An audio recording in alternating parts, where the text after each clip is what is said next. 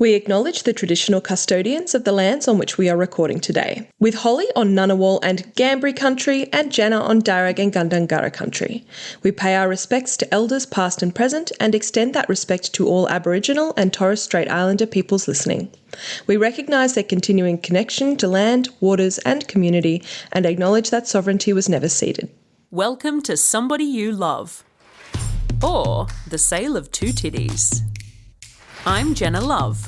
And I'm Holly Hart. And we're experts in disappointing our parents, breaching community guidelines, and banging the people who vote against our rights. Before we begin, we do want to note that this episode discusses a reality show, quote-unquote reality show, about OnlyFans. Now, I am on OnlyFans, Holly is not, but really we both consider ourselves more in-person sex workers than anything else. So we don't necessarily have, well, we definitely don't have the same experience as the people featured in this show. And our aim is really, we're not trying to criticize or judge the individual creators that are featured. We recognize there is a massive diversity of experiences within the industry, and we respect the choices and the agency of all of those who work within it. Our discussion, however, will focus on critiquing the way that the show represents the industry. Obviously, we all know reality television is highly edited and produced in ways that really don't reflect people's real lives. But we do believe that the mainstream platforming of the show will mean that people take it as representative of the experience of an extremely marginalized community.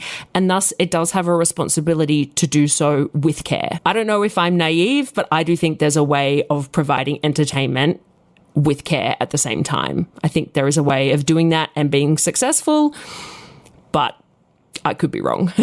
Fickle entertainment. What a concept in 2026. The show is a Stan original called Turned On, Dirty Sexy Money. Stan's description of the show, Turned On, takes a peek into the opulent and outrageous lives of adult content creators on the Gold Coast. Dominating the top 1% of OnlyFans creators worldwide, these fiercely ambitious women rake in up to and over $1 million a year for as little as 2 days' work a week. They've officially hacked the system, taking total control of their own sexuality and dictating the terms of their success. Okay, so I've already got problems. You don't like that? You don't like that spiel? There's a lot I don't like. I don't like that they stole our name, Turned On. Obviously, that's not how it works. They didn't actually steal it, and maybe it just wasn't the most original thing to start with. But it does mean that this episode has to be called Turned On, which is just a bit fun. A bit silly? I like that. I'm into it. I like the silly. Lovely. Good. I'm glad someone enjoys it. And then Dirty Sexy Money, like I'm not sure why it's dirty, especially because like we all know money, you know, cash is dirty, but this is literally online. Like there's actually no, like what is the dirtiness? Which to me, the only dirtiness you could be referring to, right, is sex. I mean, it is a song. Is it? So maybe that's where they got it from. So I've just missed the reference then. It could be that. Maybe it's not referring to that. I think it's a Charlie XCX song. Oh, right. Oh, okay. But, well, that's fair enough if it's like in the zeitgeist and it's referencing a popular thing. But obviously, I don't like dirty being in the title. I think that's just unnecessary. It could just be called Sexy Money. Yeah, sure. But then on that note, in the blurb sort of saying, you know, they've officially hacked the system, like I'm down with that because I do think that's what a lot of sex workers, you know, we talk about it being like people have a problem with us, but we just work fewer hours for more money. And that's kind of hacking the fucking capitalist system. But then it says, like the reason the justification it gives for hacking the system is that they are taking total control of their own sexuality and dictating the terms of their success. And they may be dictating the terms of their success. The whole show is actually about people with an agency, so I think that's actually a bit of a blurry line.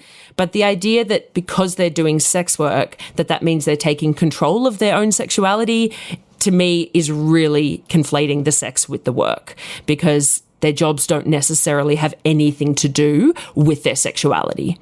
Of course they can, and for some people they are intrinsically linked, but for plenty of us, they just aren't. 100%. I also take issue with for as little as 2 days work a week. I know this is trying to be sensationalistic. I know that is what grabs attention, and people have a little bit of, it's titillating to think that people are doing it so cruisy and easy.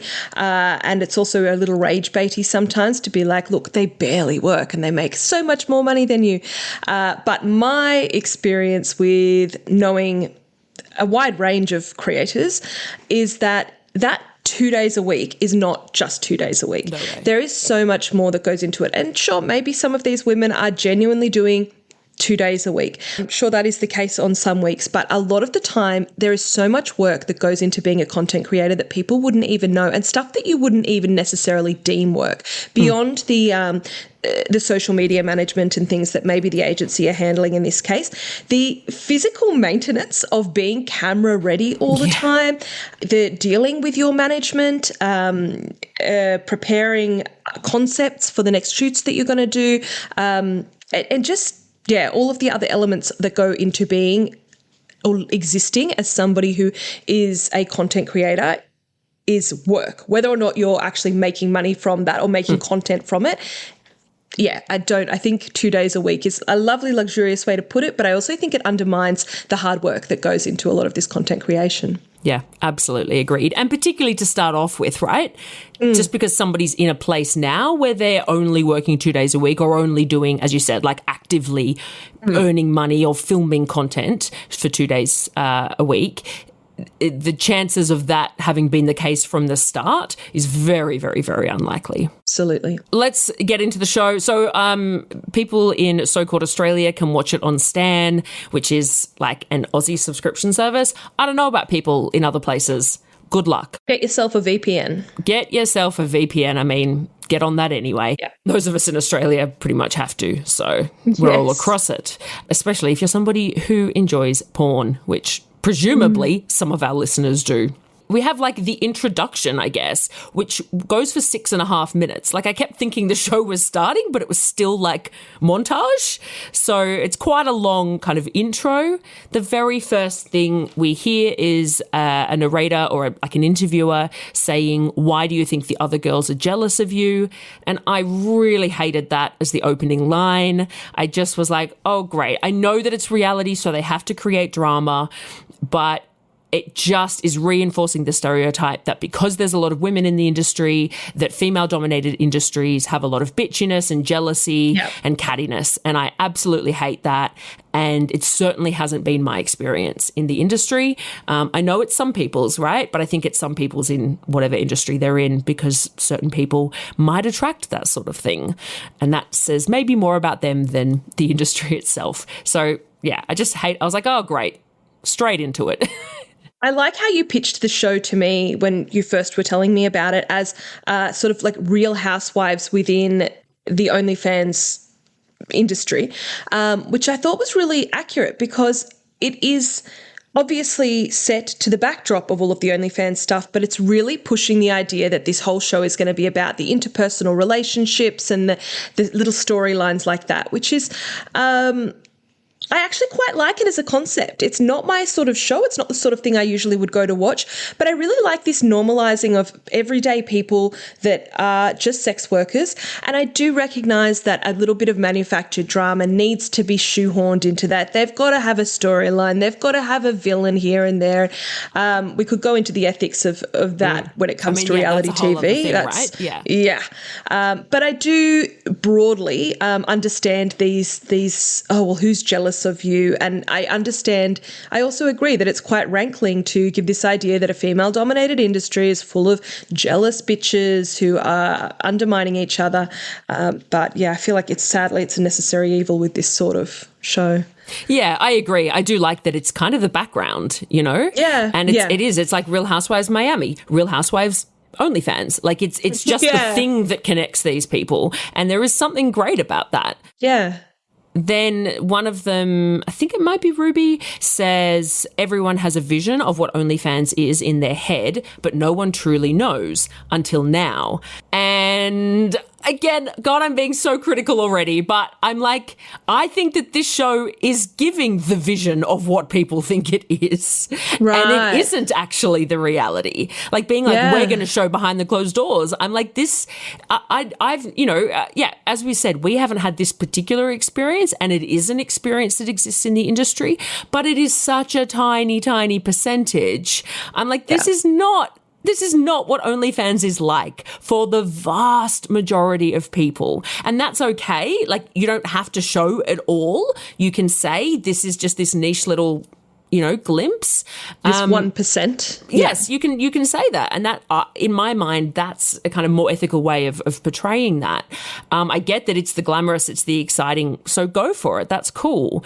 But sort of saying, like, now you're going to find out what it's really like in this highly manufactured thing about this really tiny percentage of creators earning stupid amounts of money. Not sure about that. Yeah, I did think in the whole episode, probably the most realistic portrayal of the real life of a OnlyFans creator was Ruby in her home with her husband, husband, I think it is. Partner. Just having a coffee and having a chat about work and sitting outside and really real. I loved them. I was like, we should hang out. I was doing really parasocial. Oh, you're gorgeous. Yeah, I felt like that was really a good representation of a normal person who goes home and just has a partner and a normal life, as opposed to, as we've already said, and I'm going to keep doing this disclaimer, I'm not paying anyone out, but because I know this is dictated a lot by the producers, but as opposed to constantly on set doing shoots, which are professional shoots, which is not the representation that you would expect for a lot of OnlyFans creators, or not what they're really doing, or sitting around in lingerie with your husband having a chat, things like that. I was like, that, sure, it happens. I'm not saying it doesn't happen, but it was not as representative. So when you sort of pop up in Ruby's home and she's in the kitchen in her trackies having a coffee, it was, I thought that's it. That's real. Yeah. That was really nice. And it was probably equally manufactured, but it was manufactured absolutely, to be something that we've all actually seen. Like, it is actually a realistic depiction. So then they go through the montage of like weird requests, which of course they do, because everyone wants to know what the weirdest stuff is. Some of them are genuinely quite unique. And some of them are feet pictures and jerk-off instructions, which I was like, that's really yeah, but to civilians who've had no encounter with it, they would be there's jerk-off instructions. Yeah, I think that would be quite revealing to a lot of people that exists. I'm just triggered by feet pics. I'm just so sick of hearing that as like the ultimate crazy, wacky kink. Like, a body part. People are attracted to a body part. How wacky. Jesus. Yeah, totally. I'm not sure if it was at that point or in discussion of those. I think it was. But somebody had chuckled and said, my parents are going to hate me. And I hated that moment. And obviously that is a particular trigger for me personally. But I understand why the person said it, because that's what most people are doing in their lives, is trying to do right by their parents, and you're going to be on national, possibly international TV.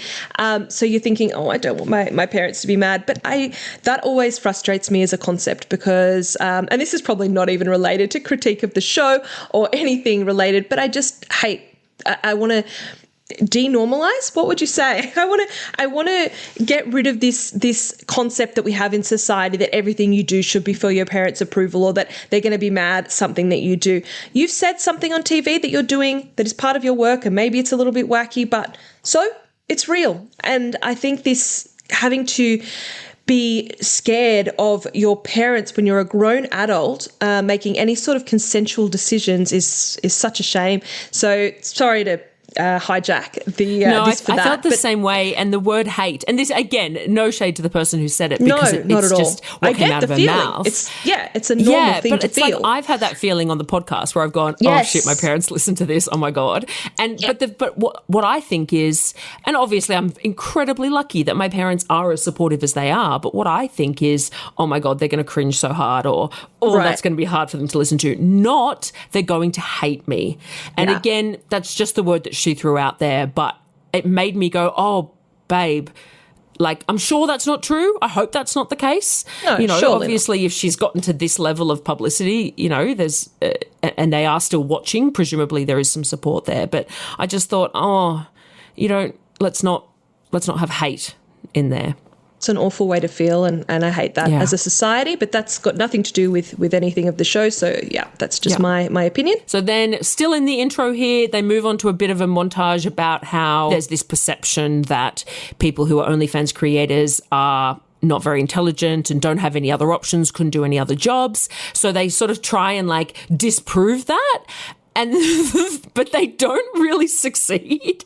I had the same reaction. Uncomfortable. Oh, literally, the way they can disprove it is that one of them has a degree, and it's in a field that's incredibly competitive for jobs. So actually, they've really not proven that they could do other, like, of course they could do jobs that don't require degrees, and absolutely, and degrees are fucking got nothing to do with whether you're intelligent or not, and you know, and whether you can get another job is not inherently tied to your value as a person or any of that. Absolutely, and it's certainly not tied to whether you have a degree or not, because there's plenty of people with degrees that aren't getting jobs, and vice versa. Very much, but like. It was just, it flopped. Like, I was like, oh, maybe just don't go down that line if you can't.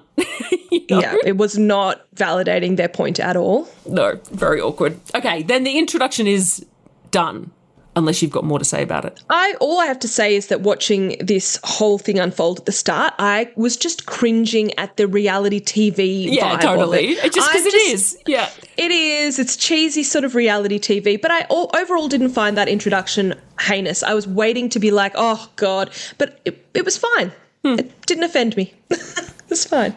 I was furiously typing and was already upset, but I agree. This is very much us, isn't it? Yeah, it is. It is. But you're right. For the most part, I was just like, oh, wow, this is a reality show. Yeah. Which they've never pretended it isn't. So I can't criticize it for that. Honestly, they could have taken this show down such a worse avenue. They could. And I guess potentially they want to keep all the relationships healthy as possible. Sorry, the producers want to keep their relationships with the creators as healthy as possible so they can continue to have further seasons and not create a mess in that first season. But I was like, I feel like they didn't go too hard on sensationalizing it. It felt like just a little a skewed perspective, a glamorized perspective. So it wasn't too bad. The stuff that was really more sensationalized was not as industry related, actually. Like, it wasn't the sex work that was the problem so much. Yes, actually. Somewhat, but we'll get there. So then we meet Quinn, who is the agency owner, and her husband, Alex, who works for her. He used to be a doctor. The agency was earning too much money. It did not make sense for him to continue being a GP. Amazing. Which is absolutely amazing. Amazing. Okay. Fucking brilliant. Good on you. Yeah. And then we meet Hayley, who is Quinn's sister, who Quinn apparently convinced to join the industry, which I had a lot of feelings about. That's a lot. It's something that, I've always said, like, as proud as I am of my work and as much as the industry suits me, it's not something I would recommend to people who weren't already considering it themselves. And we don't know. Maybe that is how it happened. Maybe Hayley was going, I'm interested, I'm keen, but that's certainly not the way it was presented. And it just, to sort of, I don't know, I would just never go and say to somebody, you should do this. I just think that's, and I can't, and like to a sibling, because that adds the added ick for me. Like, I'm just like, oh. And then I also am very passionate about keeping business and family separate, but not everyone feels that way. But I also would be so uncomfortable being the agency owner that represents my sister, Yeah, that's so fair. I found, this is so off topic. This is what I'm going to do. The whole episode, You're going to have these on point opinions, and I'm just going to go off in little tangents. I love it. I found Hayley so beautiful. She is striking. I know I really liked her. She's got a little bit of that sort of generic Gold Coast thing, which is the bleach blonde hair. It says me, I'm sitting here talking with the bleach blonde hair now. This sort of plumped lips a little bit and stuff. But she she genuinely just has this ethereal beauty. And every time she was on the screen, I thought, what a stunning woman.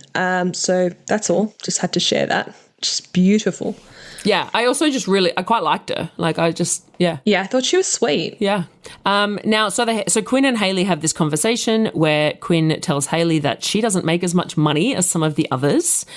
She says that if she doesn't make sex tapes, which in this show they're referring to filming with another creator, so a two-person video or cam or whatever, rather than just one person, and presumably they mean boy-girl, so being with a male creator.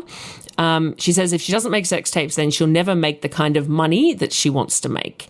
I don't know whether it's Quinn that wants her to make that money, because again, Quinn has a vested interest, right? Because the more money Hayley makes, the more money Quinn makes. And so I already feel just a bit funky around that. Again, it's possible that off camera, Hayley was going, I really want to earn more, I really want to earn more, But that's not really what we saw.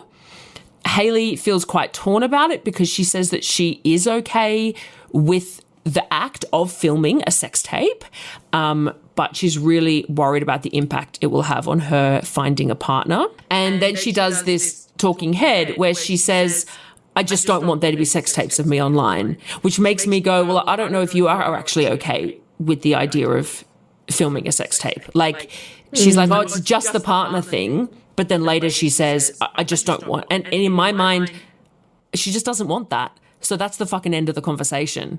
I do wonder whether that was a problem for me watching a lot of this episode, was this perception that you cannot find a partner, or that it is harder to find a partner if you do that sort of content. And I'm not going to argue that, of course, it's going to be harder. You're going to limit yourself in anything that you do in life, though. Some people won't want to date you if you're a night shift worker. Some people won't want to date you if you are a single mother, if you have 3 cats and a dog, if you have various autoimmune conditions and they don't have the patience for that, or whatever. There are so many things in your life that may limit your potential to find a partner. And I think it's really sad to not do something that you actually want to do because maybe somebody won't love you. I think that it's wise to think carefully before you do anything for that reason. I appreciate that. But I just think it's a real sad situation that for anyone to hold themselves back from being their truest self. Maybe this is not her truest self, but if it is, that sucks. And I think I want her to know and I want her to see as much as possible. And I think it's really important that sex workers do represent to each other that they have been in love, that they are in love, and that people love you no matter what you've done.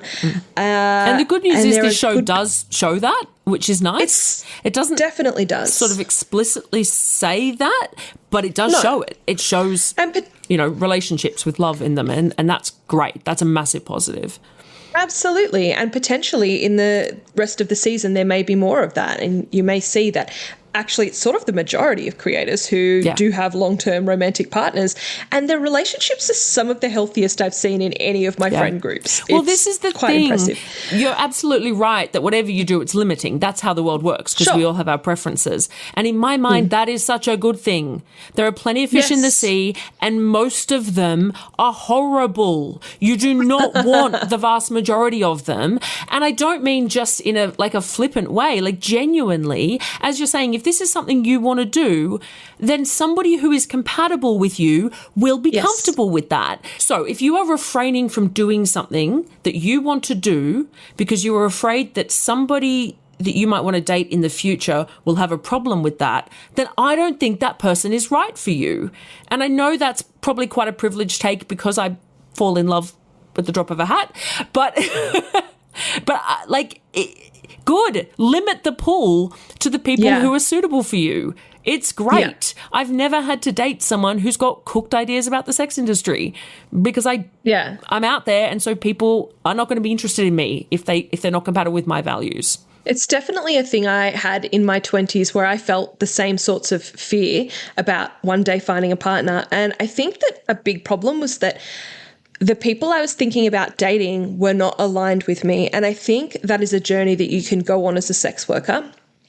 is really owning your sex work itself and doing more values aligned dating. So once you identify yourself as a sex worker and you commit to what that is and what that means for you and what kind of person that you're say an open-minded or a compassionate person, or you believe that women should have the right to bodily autonomy and things like that, and you start dating men who have the same opinions, you look for, say, progressive men, or you look for men from certain groups or backgrounds that identify with that politically and sort of socially.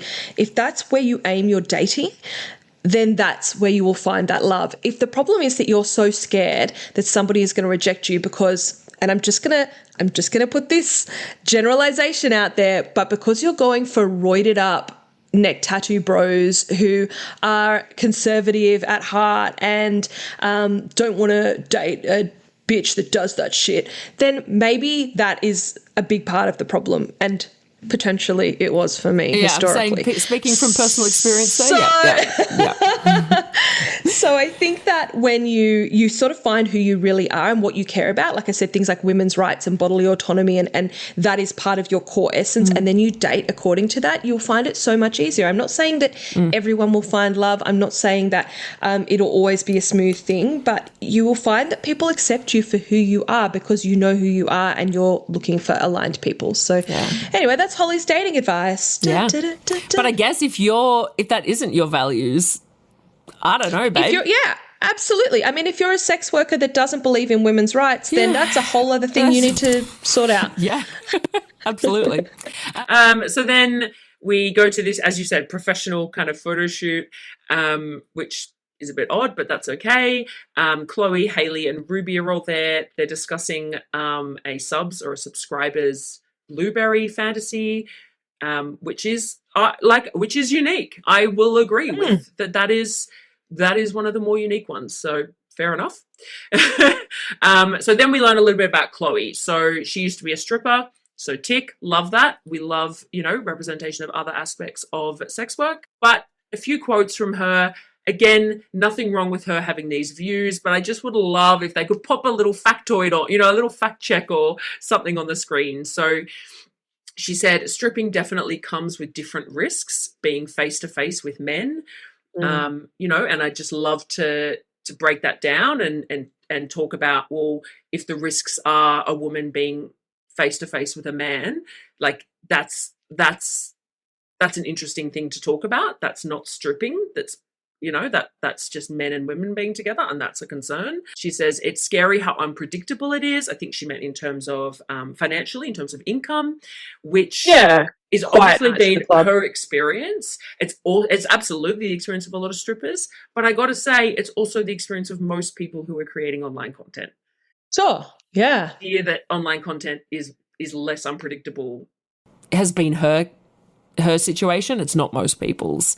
And then she said, I feel safer because it's online. And if she feels safer, great. That's what's important, right? But I've spoken plenty of times before about how I think that is a misconception, and I think that a false sense of safety can be quite dangerous. And that my personal experience is the people I've been the most afraid of, the most kind of dangerous and scary encounters I've had in this industry have come from people that have encountered me online, not from clients in person. And again, that's just my experience. But I think that I think it's dangerous to just make an assumption that just because it's online, it is safer. I just remembered when Quinn was talking to her sister Hayley about not making enough money. Quinn said that the twins are doing well because they make sex tapes. And I just felt like that was a little bit frustrating because I think the twins are doing well because they're twins. Because they're twins. 100%. Because they're twins. And at no point in the show do they clarify if their earnings are split between them or not. Right, yeah, true. You're right. They just keep putting these figures out, and I'm like, is that both of you or one of you? Good point, yeah. So of course they're going to earn more than everyone else because they're two people. People, yeah. And yes, because twins is a thing. Like, it's a thing, right? And the other thing is that they are 21 years old. Yeah. Now, Hayley is 28, which is still a baby. Let's not be crazy here. But in the world of online content creation and in the world in general, younger is so appealing. People love young. Yeah. So there are so many niches in online content that do well, or that do better because of whatever niche it is. And one of those niches, which is not particularly a weird niche or anything, it is being young. Yeah. Or looking young. I mean, that applies in everything in the world, right? Absolutely correct. Yes. So I just thought it was a little bit unfair. I just remembered that when Quinn said, that the twins are making more money because they do sex tapes, because they do content with other creators. And I don't think that's fair. I think that they're doing well because, as we said, there's two people, and because they're 21, they're so young. Hayley, again, 28, stunningly still beautiful. Young. Very young, absolutely gorgeous, but it's going to have an impact. Well, that's the point. This is the thing, because there are a lot of factors, and this rhetoric that in order to be successful or to make more money or whatever, you have to create boy-girl content, I don't think is true. It really depends on, there are just so many factors, and there are creators out there who are making really good money. Maybe it's not $3 million a year, but it's very, very good money, who only do solo or who only work with other women who do only girl content or whatever. So, but I think this is a good little segue, because we're about to learn more about Ruby. And I wanted to say now, again, this is where we come back to it being a reality show. And so casting is looking for a certain kind of person. It is looking for a young person, for a skinny person, for a beautiful person. And when you look at the lineup of the people on this show, it is incredibly disappointing how narrow the representation is in my mind. I looked at the pictures of them all.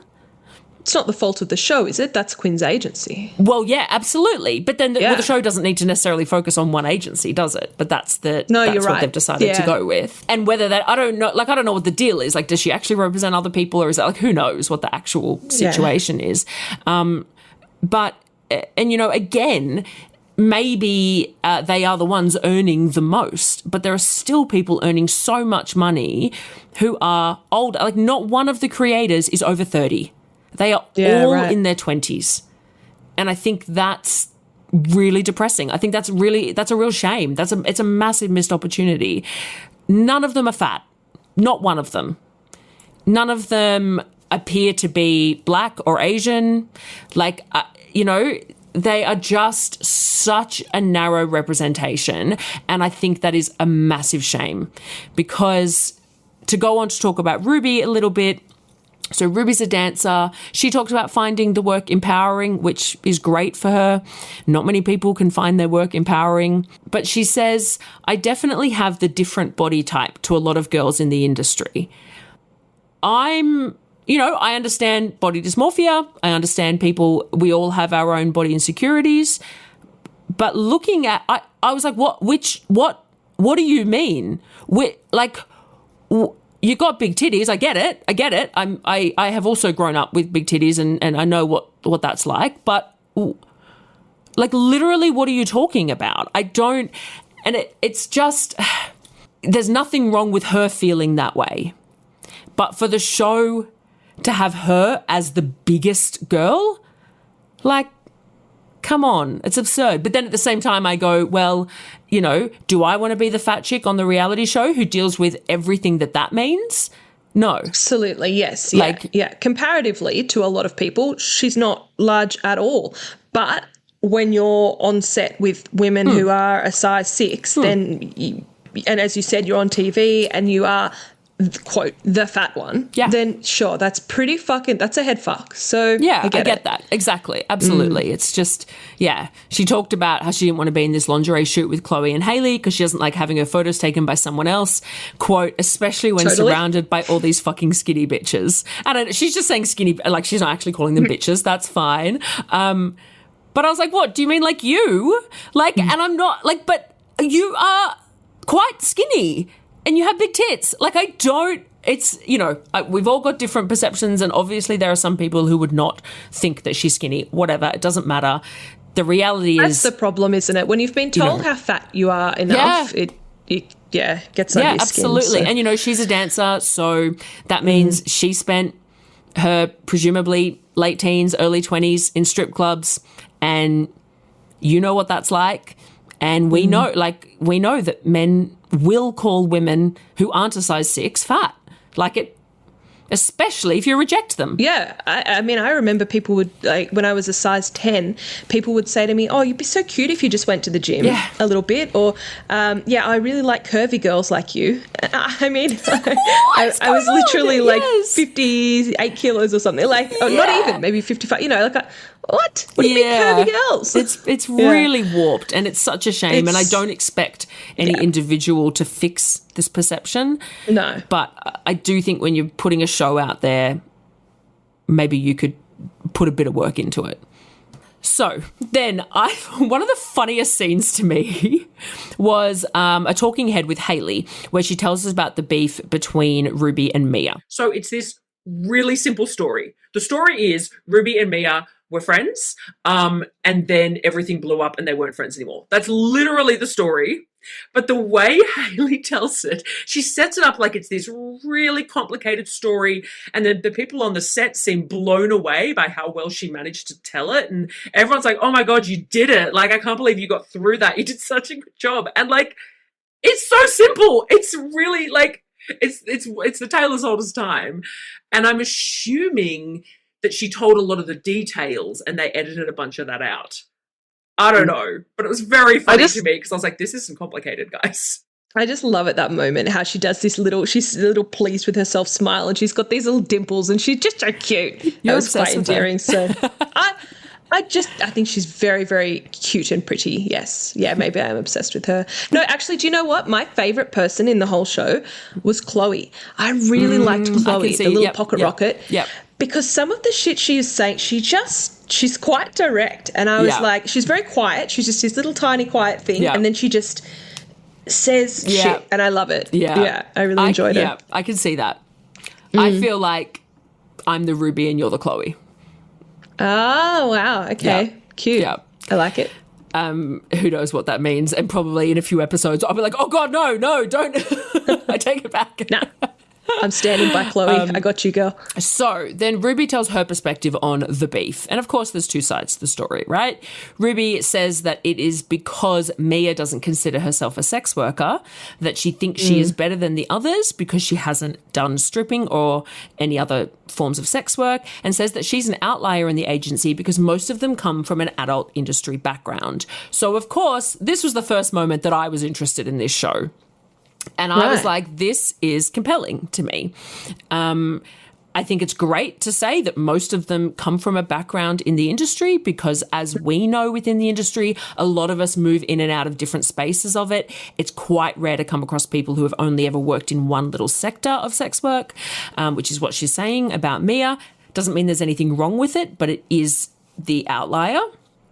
And the fact that Ruby used the term sex work and sex worker and talked about, and effectively, without saying hierarchy, effectively criticised what she sees as Mia's perception of a hierarchy. So I really dug that. Whether that's Mia's perception or not is another story. Whether it's her real perception or not is another story from what's presented in the show. It's not great, but who knows? That is a thing with this show is as I was watching it, if I started to find myself getting invested in the interpersonal shit, I pulled myself back for a second and thought, okay, but how do you know that these women are not truly all best friends? Yeah. They probably aren't. That's life. But how do you know that they're not and that they've all sat down with the producers beforehand and said, this is going to be the storyline, is that Mia, you've done this, and Ruby, you this, and then blah, blah, blah, blah, blah, which I sort of suspected a little bit later on when Mia says something and she says that wasn't going to be in the storyline or something like that. So, I missed that. Yeah, it's when her and Ruby have had a disagreement, which we'll obviously get to. Interesting.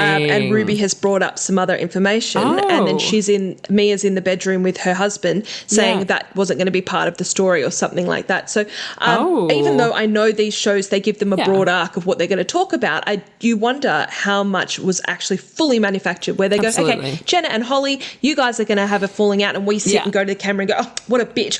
Can't believe I just said bitch about her. Yeah. You know, Totally. You don't know. It's very hard to tell. That you and I wouldn't agree to it. Which is why I absolutely wouldn't. I would not say 50% of the things that Mia said in that show. And that's like, call me catty, you know, but I like, she's throwing sex workers under the bus. She's throwing, like, she's saying incredibly sex negative harmful stuff that I think, but this is why I'm not going to make $25,000 in 3 days, am I? That's never going to happen to me because and so that's I don't, if this is how she gets her bag, whatever, but I'm still going to say I think that's harmful, and I don't think it's appropriate to say on national TV. Come for me. Yeah, no, very fair. So then we hear Mia's story, which is that she made $25,000 in her first 3 days, which is absolutely bonkers. She put up her first video on a Friday. She quit her job on a Monday. She only films with her fiancé, Darius. So again, this gets us straight into this conversation. She's having a chat with Darius. And at one point she says, like, she thinks people in the industry get to this point where they say, I could be making X amount of money if I open up my relationship. Which, she's confused, isn't she? Yeah, she's. I could tear that apart. You know, in my mind, work is not opening up your relationship. But anyway, obviously, she feels otherwise. And also, I'm not convinced that you can make more money just because you're sleeping with other creators. That's, you know, I would imagine a lot of her subscribers are really loyal to her because they've bought into this fantasy or reality, whatever it is, of this couple. You know, I imagine that that's actually, like, if she started filming with other people, I reckon some of her most loyal subscribers might go, no, I'm not into this. And that's my experience with the industry is actually, if you're doing something a little bit different to other people, even if it seems counterproductive, often it's what's bringing you in some of your most loyal clientele. And then she says, imagine licking a pussy that's so gross. And at that moment, all bets were off for me. I'm not having that. Like, fuck off. I'm sorry. I'm not having that. Wow. Like, that's gross. Saying that kind of shit is gross. What are you talking about? You've got a pussy. What the fuck? Yuck. That's misogyny. I'm not here for it. Yep. That's the kind of shit with you. The gay men say, and we call them out for it, but she's allowed to say it? Yeah, right. Yeah. No, I don't disagree with you at all. I am shocked because I think this is the hardest that you've ever gone on this show. I think this is the harshest I've ever seen you. So I was like, I can tell. And again, maybe the producers told her to say that, but she's still comfortable saying it. She still said it. Yeah, absolutely with you. Yeah. Now, she says that the rift is actually because Ruby is jealous of her and how she made so much money so quickly and didn't have to, like, hustle to get where she is, and that she stole the spot of the brunette with the big boobs. And, like, honeys, there's a lot of brunettes with big boobs. Like, that's settle down. That's fine. I did find this an interesting point because, you know, Holly and I, we've talked candidly on our own plenty of times before about how it can be difficult in this industry, and I imagine in a lot of industries where you have started colloquially at the bottom and then you see people come in and start what seems like at the top, and it is hard. It's, you know, a really common kind of pipeline in sex work is to start out at a brothel, start out stripping, start out agency work sugaring and then moving into doing independent escorting. And so it's really common. A lot of us that are charging decent money these days, 5 years ago, 10 years ago, even 2 years ago, you know, were really not earning much for what we were doing. And it really, then you see workers come into the industry. They've literally never done a job in their lives, and they put $1,000 an hour or $2,000 an hour. And it, you know, I'm not like, great, awesome. Yeah, like, that's awesome. But it is it is a hard, like Holly and I have talked about this because it's this thing where I want to say, yeah, absolutely, go nuts. But a part of me kind of grieves me from 10 years ago who didn't do that. There's a part of me that thinks back and is like, oh my God, like I didn't know I could have just done that. I had no idea. And I wish I had the self-esteem and whatever to just go, nah, fuck it, I'm going to charge this much. And it gets wrapped up with other things because sometimes there is whorephobia in there. Sometimes you hear people like that saying, oh my God, well, I'd never do it for less than $1,000. And you're like, oh, okay, well, maybe there's actually something else going on there and whatever. But I just thought it was interesting because I thought it's always very easy to say, oh, someone's just jealous. But they're absolutely, you know, as much as I'm a bit of a Ruby stan after this episode, I was a big fan. But it wouldn't surprise me if she was a bit jealous, and I think that's valid. Yeah, sure. Sure, you can't take it out on someone. But I feel like she sort of acknowledged it at some point that in the episode that she was like, yeah, it sort of sucks, right? Yeah. I feel like, yeah. And I appreciate that. Like, I appreciate the honesty about that. And yeah, it is. I'm jealous of this person who made $25,000 in 3 days. Like, who wouldn't be? That's fucking nuts. I think amazing, but I'd love it if that was my life. Sue me. So then we meet the Madison twins. They are apparently in the top 100 adult content creators in the world. I have no idea what that means. I don't know by what metric, but that's what they've said. So cool. Good for them. They are the youngest in the company and the most successful, which, as you pointed out, those two things go hand in hand. That is not a flex. It's not like, oh my God, we're so young and somehow, but like, it's like, no, that's why. Okay. Yeah. Cool.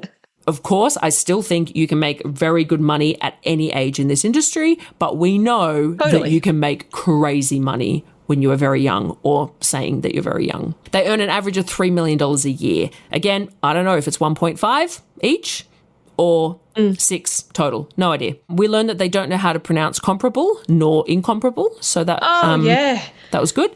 That did really well for we're not just dumb bitches. We actually that was great. Yeah. There's quite a few of those moments in the show where I was like, oh, quite a few moments where somebody would get a saying, like some sort of idiom totally incorrect. And I went, like it rubs me off the wrong way. Or something like that. And then there was another one towards the end where I went, I don't think that's but okay.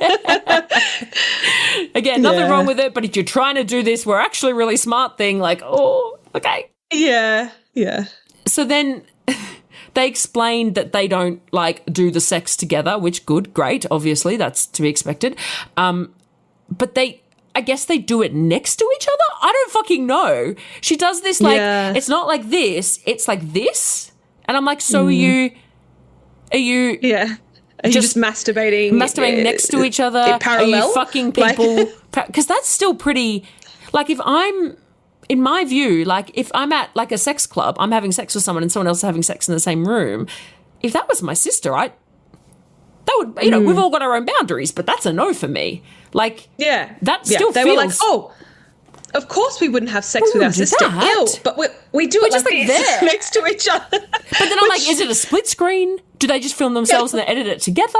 Like, it's very... So I don't know what they do. Or do they just stand there naked and go, next to each other? I don't know, because we know they do sex tapes. Look, they're consenting adults. It's absolutely. But it didn't help explain I also it. went, okay. And they are best friends with Mia. They're obsessed with Mia. The three of them earn so much money. It's like the best friendship ever because they're really rich. So that's great. That's how I look for my friendships. Yeah, same. Yeah. Only people earning as much as me or higher. Thank you. So then there's this scene where Mia calls the twins, and obviously this is so staged. We know it's so staged because, they're not the best actors. Mia calls them to tell them about this article, which is about Ruby and her boyfriend, basically saying that they hire escorts and they have threesomes. And this conversation, was disgusting. I was disgusted by it. Like, it made me, it was sex negative. It was sex negative and it was whorephobic. Like, it was gross. Absolutely. Yep, I noted at the time how uncomfortable I found the whole thing, the whole discussion. I do wonder whether Mia's whole protesting too much is because she may very well be having affairs, which is something they potentially explore later in the episode, that she's doing this sort the of... lady that does protest too much. holier than thou. How yes, did that was somebody- higher than thou. Yeah. Yeah, bless. Again, no shade to not the work, people, but it worked. But yes, that is exactly what she's sort of doing, is this, superiority sort of thing, because she has some sort of guilt or denial around her own personal activities. This is all speculation. Don't come for me, maybe. Or it's just so much internalized whorephobia and shame about the sex work that she doesn't believe she's doing, that it's like, well, I don't do any of those things. I wouldn't have sex with an escort. I wouldn't let my husband have sex with an escort. I'm above it. So I don't know whether they say it's like cuck behavior, which is like, oh great, so you're playing into that bullshit rhetoric, like fuck off. I felt like the twins, maybe it's just their acting isn't that strong. I kind of got the impression that they actually didn't really see a problem with what they were being told, but wanted to keep the friendship up with Mia. Like the way they were kind of like, oh, well, that's not what I expected to hear. Like I feel like in their brains they were like, so, but they kind of just went, how it really, especially because they are quite young. And that's not to take away their agency, but I just know that sometimes when we're a bit younger, we can just go along with things like that, and we don't shit because we go, oh, yep, that must be bad, even though I'm feeling that way myself, That's kind of the impression I got. I think they thought, oh, that's kind of fun, and then we're like, oh, no, bad. So then we meet Ruby's partner, Jacob. He is apparently her biggest fan. As you said, it's adorable to see them in the kitchen, and it's really... Again, maybe they're just stronger actors, but, the dialogue that they're saying does seem more natural as well. The way she was talking about humiliation requests, and he was like, oh, it just makes you feel mean. Like, I swear I've had that conversation with my partners. Yes. Apparently, when she told him she did OnlyFans, he said, that's sick, that's really hot, which is sweet. Cute. But, I do always say, I think somebody who is really excited about you being a sex worker can be as big a red flag as somebody who hates the idea. So I just, not necessarily, but it makes me go, oh, okay, if my job is your fetish, that's a potential concern, because what happens if I want to change jobs? Am I just no longer appealing to, I think there's a lot in that. And she said he loves to say that his girlfriend is a porn star. And I think that's lovely. One of my partners is the same. Like, he's like, oh my God, I'm dating a porn star. Like, that's so cool. Like, that makes me so cool, So I think that's lovely. Like, I think that's a really great way of looking at it. Like, yes, people are obsessed with your girlfriend, and she's your girlfriend. Good on you, babe. And then we move on to Hayley talking a bit more about finding it difficult to date in the adult industry. So we come back to that thing.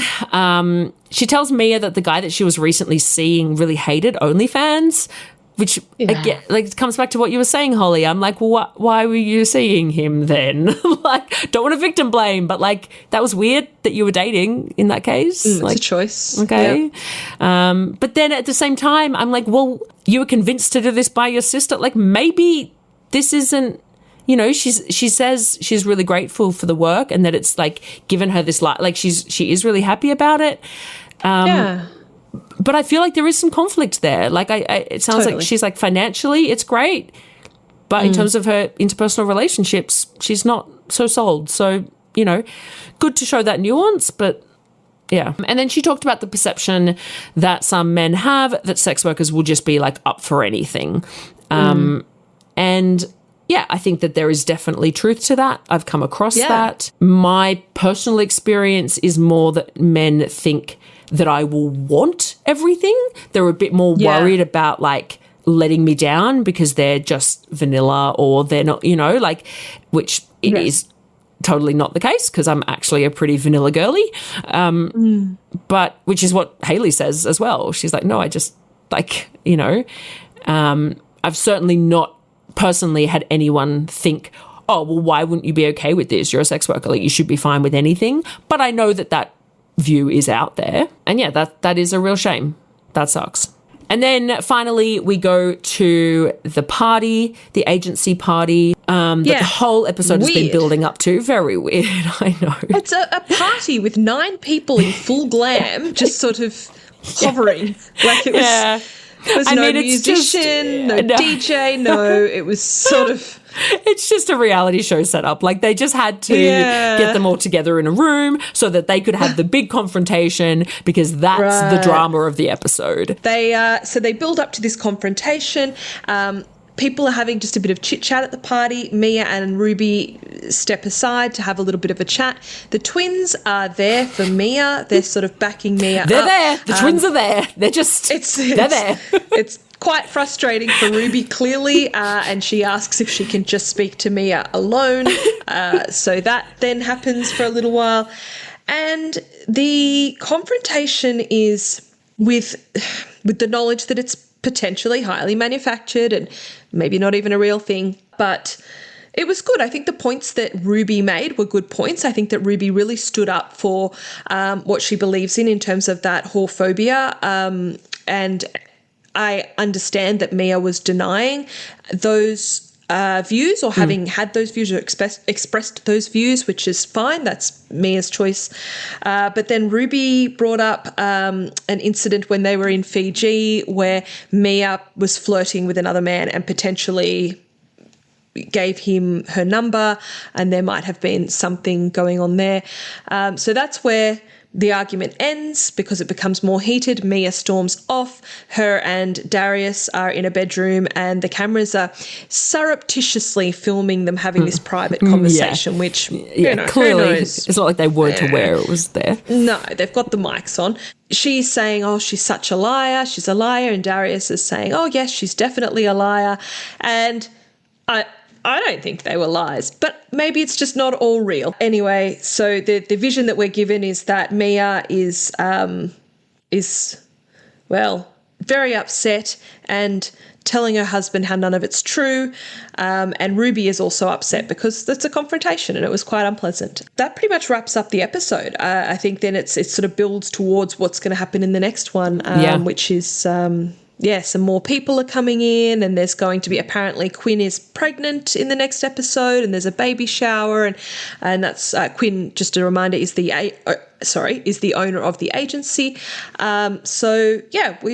We will see how that unfolds. But that pretty much summed up the episode, was the end of this disagreement. I got the impression the baby shower was like maybe the season finale. I don't know if it's the next episode. Oh, okay, right. Who knows? Sorry, I might have misunderstood that. I also got the impression from the end of this episode, because it sort of ended on that argument and sort of an acknowledgement that they didn't patch things up. But it almost seemed to hint that Mia was not coming back. It ended with her sort of going, I'm done. And then there was some message, she left the group chat. That's right. So I think that it's sort of building up this idea that she's left. I don't imagine she has. I think it was just a little bit of cliffhanger for you to stick around. But we'll see, I guess. Mia says as she's walking out from the confrontation, and now the caveat to this is that she's not facing the camera. So it could have been, they can frank and edit things, Yeah, and especially if you're not seeing their mouth moving at the same time. But the words that are attributed to her are, find a healthier relationship, you ugly cunt. Yeah. Yes. And if she said those words, I'm not having it. First of all, the relationship shaming, suggesting that it's an unhealthy relationship because it's not strictly sexually monogamous, calling another woman an ugly cunt, I'm not having it. We're not. No. No. So, that was Turned On, Dirty Sexy Money, first episode. Yeah, that was it. So the end result is it is a reality show, which is exactly what it said it was. And we were foolish enough to spend 45 minutes of our lives watching it. I hated it far less than I thought I was going to. As I said, absolutely not a reality TV fan in any form. And I'm so used to these sensationalized shows just punching sex workers and punching every which way at sex workers. I thought there would be a lot more, at least she's not an escort, or bashing street workers or something like that. But I feel like it was, it avoided that. I'm not saying it was narrowly. necessarily... I feel like it very narrowly avoided it. I don't know because I feel like a few times Ruby was talking about that there were escorts and that there was whorephobia happening towards escorts. I agree. But Ruby was doing us a solid, but sure. Some of the others. But yeah, but I feel like they didn't angle for that sort of stuff, which absolutely I feel like the producers could. So, yeah, I feel like it wasn't a good portrayal of sex workers in my eyes, but it was far from damaging and harmful because the bar is so low for me. Like, I feel like that is enough. I feel like people will find that interesting, illuminating, and maybe not entirely realistic, but I feel like there are parts of it that will normalize and humanize sex workers even in the midst of all of the tacky reality TV. So I didn't hate it. Yeah, I probably had the opposite experience where I hated it more than I thought I would.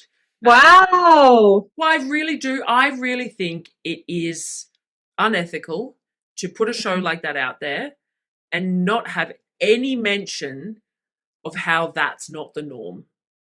Not have any, not even have one of them talking about how their first few weeks or months they didn't earn very much money or something. Like, that's a good point. There's nothing, absolutely nothing. There's so much focus on we earn 3 million, we earn 1 million. Yeah. I'm not a high earner because I only earn this many thousands. And it's like, there was nothing about that. And I think that would have been so easy to put in. Would have been so easy. I agree. So that's very fair. I think that's fucked. I think that the show has that responsibility, and I think it's shit that they didn't do it. Valid criticism. I was thinking, because there's a part where in the confrontation, Mia kind of like insults sex workers, I think, because she says something like, I don't have to hire a sex worker.